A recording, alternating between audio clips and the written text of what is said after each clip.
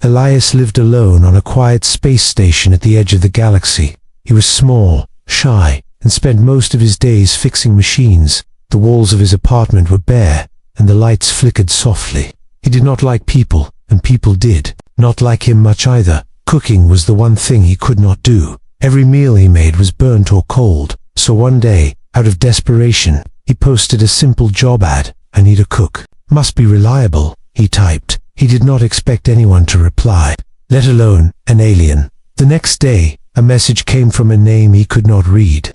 It looked strange, filled with symbols and letters he had never seen. Elias felt a shiver run down his spine. The message said simply, "I will come. I can cook." He stared at the screen, unsure if it was a joke or a threat, but the words felt powerful, calm, and real. A few hours later, there was a knock at his door. Elias hesitated. Staring at the shadow in the hallway, the door opened, and a giant alien woman stood there. She was taller than the doorway.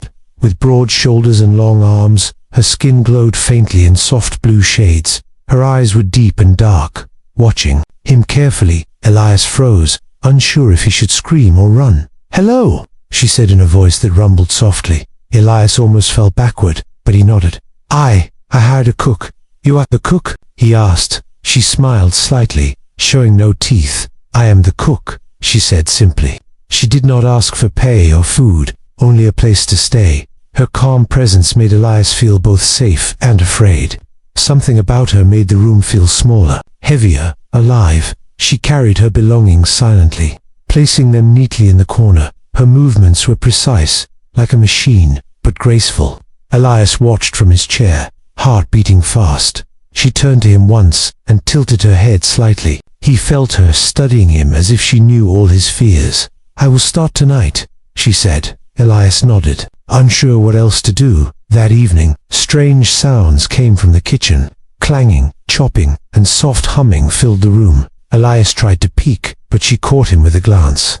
Her eyes glowed faintly in the dim light. She did not speak, only moved quickly and silently. When he finally saw the meal, it was perfect, steaming, fragrant, and alive with colors. He could not understand how one being could create something so perfect, and yet he could not shake the feeling that she was watching him more than cooking. That night, Elias lay awake in bed. He heard footsteps moving slowly across the floor. He thought it was the ship settling, but the sounds were soft, deliberate, careful. He peeked from the blankets and saw her standing in the shadows. She held something in her hands, a long, curved blade made of strange metal. Elias froze, unable to breathe. She looked at him and smiled, a smile that was both comforting and terrifying. "I protect this house," she whispered. Elias swallowed hard, unsure if she meant herself or him. He could not sleep for the rest of the night, and he did not know if he was more afraid of her or of what she could do. The next morning, breakfast was ready, and the table was perfect. Elias sat, heart still racing. He knew his life had changed forever. Something powerful had entered his world, and he had no idea what it would bring. From the next morning, Elias noticed something strange about Carathio. She moved through the apartment silently, faster than any human could. Her hands were precise, her movements careful. Every dish she cooked was perfect, every corner of the house spotless, but she never ate with him. She only watched him as he ate, eyes calm but unreadable. Elias tried to talk to her, to ask normal questions. "Do you like human food?" he asked one morning. She tilted her head and said nothing. "I will cook what you need," she said. Her voice was soft, but there was a power behind it, a presence he could not explain. Days passed, and Elias began to feel watched constantly. She seemed to know when he was nervous or tired. She would appear silently in the doorway, watching him, not threatening, but alert, aware. He began to notice small details she did, the way he held a cup, the rhythm of his footsteps, his breathing. It was as if she was mapping him, studying him. One evening, Elias heard her speaking softly in a strange language. He could not recognize the words. It was melodic, almost like a chant. He asked her what it was. She said, "It is a prayer for safety," but her eyes glowed faintly in the dark. Elias felt a shiver run down his spine. He could not tell if the prayer was for him or for something else. She started asking him small questions about humans. "Do humans fear darkness?" she asked. "Do humans dream of danger?" He answered cautiously, unsure why she wanted to know. She nodded and smiled faintly. The smile was comforting. but something in it made him uneasy. It was as if she was learning, always learning. Other people on the station began to notice her presence. No one came near his apartment anymore. The neighbors whispered about the giant alien woman. Even the merchants at the market avoided her. Elias felt both proud and terrified. He had someone powerful protecting him, but he also felt trapped under a silent gaze. At night, he sometimes heard her moving across the room. He would peek from under his blanket. She would stand by the window, looking at the stars. He could not tell what she was thinking. Her presence filled the room like a shadow and a light at the same time. One night, he woke up to a strange noise. A soft scratching came from the kitchen. When he looked, she was standing over a pile of utensils. She was whispering in her language again. The knife in her hand glinted softly. Elias's heart pounded in fear. He wanted to run but could not move. Then she looked at him, eyes calm, and put the knife down. She smiled softly, and he felt both relief and terror. By the end of the week, Elias realized something. Carathea was not just a cook. She was learning him, studying him, watching him. There was a purpose behind every move, every glance, every soft word. He could feel it deep in his bones. Something powerful and dangerous had entered his life, and he could not escape it. One morning, as Elias walked through the crowded market, he noticed an old alien merchant staring at him. The merchant's eyes were sharp, filled with worry. He called Elias over in a low voice. "You should be careful," the merchant said. Elias frowned, unsure why a stranger would warn him. "Who? Me? Why?" he asked. The merchant leaned closer, voice barely a whisper. "The woman you hired? She's not ordinary." Elias felt a chill run down his spine. "The giant woman. She's my cook," he said. The merchant shook his head slowly. "She belongs to a feared clan, a clan of guardians and hunters. They bond with weak beings, protect them, but in ways humans cannot understand. Fear is their tool, and power is their law." Elias did not understand. Fear bond, power. He tried to ask more, but the merchant only nodded toward the shadows and disappeared. Elias returned home, heart pounding. The corridors of the station felt narrower, darker, alive with whispers. When he entered his apartment, Carathea was standing in the kitchen, calm as always. She noticed his tension immediately, eyes scanning him like she could see inside his mind. "You are tense," she said softly. Elias swallowed hard. Someone warned me about you," he said. Her eyes flickered with something he could not name. "Warnings do not matter," she said. "I am here to protect, to watch, to keep you safe." Her voice was calm, but the weight of it pressed on him. He felt the truth of her words, and also the danger hidden behind them. That night, strange noises came from outside his door. He thought of the warning in the market, and then the attack began. Small, quiet, almost invisible. Shadows moved along the walls, alien shapes creeping closer. Elias froze, heart hammering. Before he could do anything, Carathea was there. She moved faster than he had ever seen, a blur of strength, precision, and silent power. The intruders fell silently, one by one. Metal clanged, then silence. Elias could not breathe. He stared as Carathea returned to the kitchen. Blood and broken armor littered the floor. She looked at him calmly, as if nothing had happened. "I failed to protect you," she whispered. "You must trust me completely." Elias wanted to run, wanted to scream, but his body did not respond. The reality of her power hit him like a shockwave. Over the next few days, Elias noticed small signs of her study. She observed him while he ate, while he slept, while he worked. She asked subtle questions about human habits, human fear, human weakness. Elias realized the merchant had been right. She was learning him, mapping him, understanding what made him vulnerable. But at the same time, she was protecting him from dangers he could not even see. The quiet moments of the apartment were never truly quiet. He could feel her presence in every shadow, every corner, every silent sound. Elias began to understand a terrifying truth. Carathea was not just a cook, not just a guardian. She was something far older, far stronger, and far stranger than any human could imagine, and he was now completely inside her world. Whether he wanted to be or not, 1 week after Carathea arrived, the quiet apartment suddenly felt tense. Elias was working on a small repair when he heard a strange sound, metal scraping against metal, followed by soft, heavy footsteps. He froze, heart racing.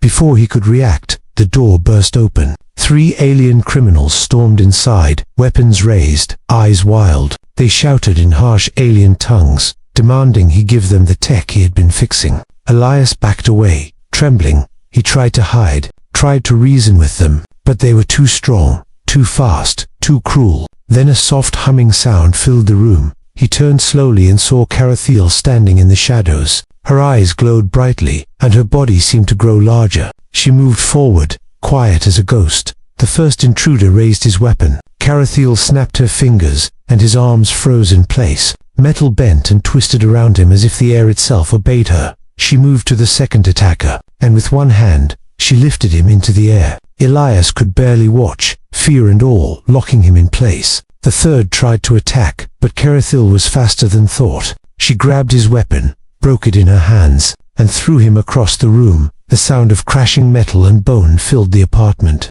Elias could not breathe. He wanted to run but could not move. Carathiel's face was calm, almost gentle, and yet every movement radiated power and terror. Within minutes, the intruders were on the floor, broken, unconscious. The apartment was silent again, except for the soft hum of Carathiel's presence. She turned to Elias, kneeling before him. "I failed to protect you properly," she said softly. Elias's voice shook as he asked, You saved me." "All of them." She nodded, her eyes glowing faintly. Then she did something he did not understand. She pressed her hand against her arm, and a burning symbol appeared, glowing faintly. "This bond," she said, "means you are under my protection forever." Elias felt a cold shiver run down his spine. He realized this was not just protection. It was a claim, a mark that tied his life to hers. He wanted to scream, to resist, but he felt powerless. Carathiel's power was undeniable, overwhelming. Yet, in the same moment, he felt strangely safe. The fear of the intruders melted, replaced by a terrifying calm. He knew now that nothing could reach him while she was near. But the cost of that safety made his chest feel heavy. For the first time, Elias saw her fully, not just as a cook, not just as a silent watcher, but as a force, ancient and powerful. She was both his shield and his storm, and he understood the warning the old merchant had given him. She was not like anyone else in the galaxy, and he was now completely bound to her world, whether he wanted to be or not. That night, Elias lay awake, staring at the ceiling. He could hear Carathiel moving silently through the apartment. Every shadow felt alive with her presence. He did not know whether to feel relief or terror,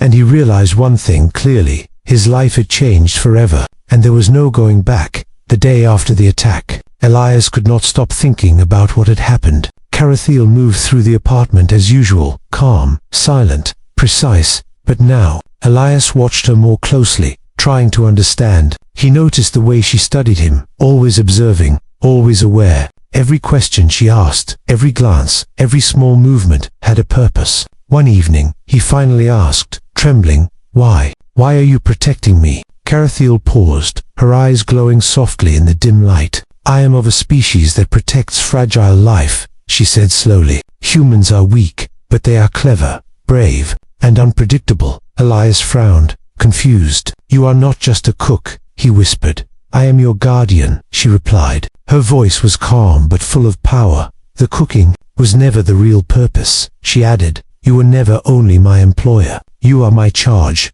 Elias shivered, feeling the weight of her words. He realized the truth of the bond that had been formed. The mark on her arm, the symbol that glowed faintly. It was not just a threat or a promise. It was a connection, a tie between their lives. One could not exist without the other. It was terrifying and strangely comforting at the same time. Over the next few days, he noticed small changes in himself. He felt stronger in ways he could not explain. His senses sharpened slightly, and fear became easier to control. Carathiel began teaching him in small, subtle ways, not with words, but with actions, movements, and gestures. He learned how to read danger, how to move silently, how to survive. Her lessons were simple, but the meaning was deep. He realized that humans could grow beyond their limits if guided, that even a weak human could survive with the right protection. Yet, the bond was not just protection. It demanded trust, obedience, and honesty. Elias felt both trapped and free at the same time. He knew that she could destroy anyone who threatened him, and yet, he began to understand that she was learning from him too. She had never met a human who did not immediately fear her. He faced her power calmly, even when his body trembled, and that surprised her more than he could imagine. One night, they stood on the balcony of the space station, watching stars drift across the black sky. Carathiel spoke softly. Humans grow by facing fear, not hiding from it. Elias nodded. Then you have taught me well, but I must choose how to be strong, not just rely on you. Her glowing eyes softened, and for the first time, she smiled fully. There was respect in her gaze, and perhaps even admiration. The bond was no longer just one way. It was a connection between strength and courage, between guardian and charge, between alien and human. Elias felt a strange pride. He understood that humans were not weak, not truly. Their courage, cleverness, and spirit could surprise even the strongest beings in the galaxy. Carathiel nodded, silently agreeing. For the first time,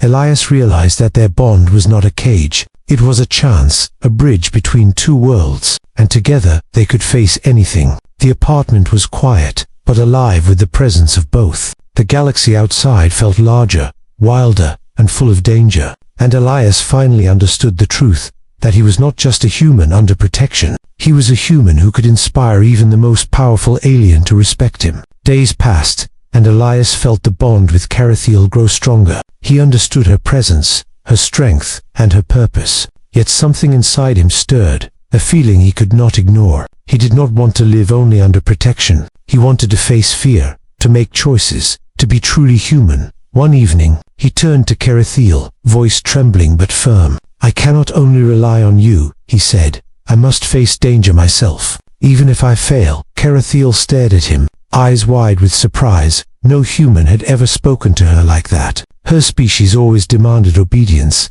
respect, and fear. But Elias spoke with courage. Even in trembling words, it was not defiance, but strength, born from trust and determination. Carathiel's glow softened, and she nodded slowly. You are brave, she whispered. For a fragile being, your courage is unusual. I must learn from you as you learn from me. Elias felt a strange pride. He realized that humans, though physically weak, could inspire even the strongest beings. That fear was not power, and courage could surprise the galaxy. The station suddenly shook, alarms ringing. A new threat approached, unknown and dangerous. Elias gripped a small tool, ready to help. Carathiel stood beside him, ready as always, but now, something had changed. He did not tremble as much, he did not hide. He faced the threat with eyes wide open, heart racing but determined. Together, they confronted the danger. Carathiel's strength and skill combined with Elias's courage and quick thinking. They moved as one,